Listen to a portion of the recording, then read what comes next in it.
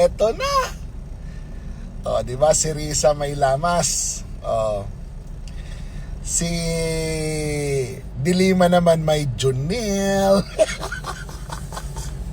Si Jim Paredes nagtitikol. Kinginan yan. Ang sarap nilang magkwento about morality. Kinginan yan. Ang mga weakness, laman ng puta.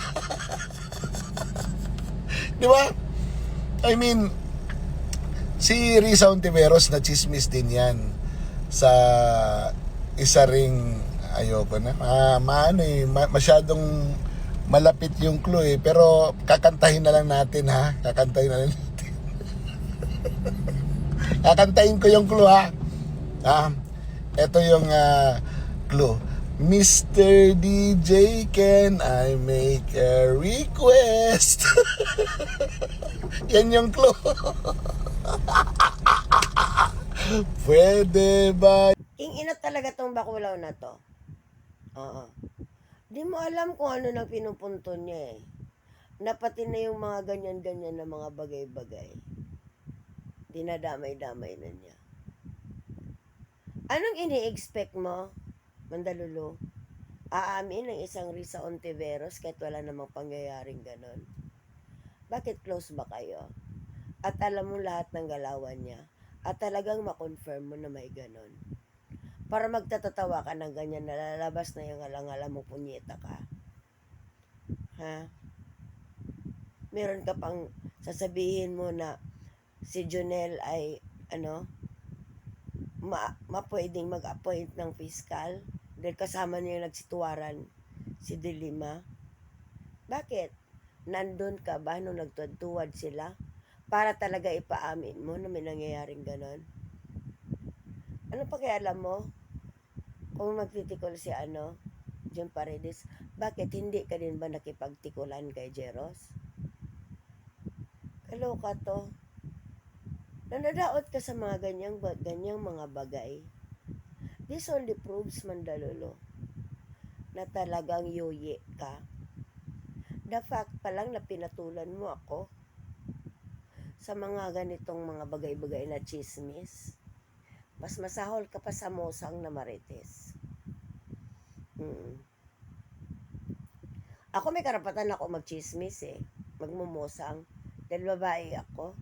Ikaw ka lalaki mong tao, kiniklaim mo na may mga AI ka pang nakikipaghalika ng babae dyan sa elevator.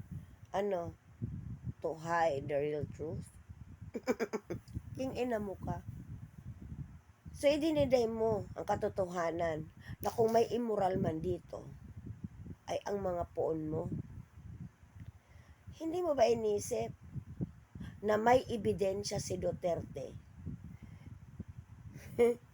na siya isang immoral na nilalang? Baka gusto mong alalahanin na lumabas si Kitty sa mundo, hindi pa annulled ang kasal ni Digong kay Elizabeth. Kailan ba ipinagbubuntis ni Hanilet si Kitty?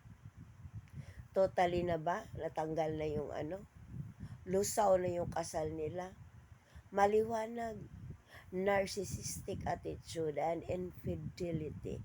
Yan ang may ebidensyang kaimoralan. Ididikit mo kay Leila de Lima at kay Risa Ontiveros? Baka gusto mong tanungin si Tulfo, si Montolfo, ano pinaggagawa ni Sara Duterte at ni Jan Amores? Anong ginawa ni Pulong para ma-justify ang kanyang kaimoralan? Nagbalik Islam. Diba? Kaloka to. Tigilan mo ko. Tigilan mo ko. Dahil ako, sasabihin ko sa'yo, linis ka muna ng sarili mong bakuran. Dahil ako, may alam ako, may sariling pamilya, ikinamumuhian ng dalawa niyang anak dahil nakikipag-live-in ang kapwa niya lalaki sa Mercado Street, Dapitan City, na ito'y kabatch niya. Bago siya pumatol ng isang construction worker na kakilala ni Alfred. Kilala mo yata yan. Yan ang maliwanag na immoral. Diba? At nagbabayad at nangingista pa ng 2,000 para lang makachupa pips. Diba? Sino yan? Tigilan mo nga cooking. Ina mo ka.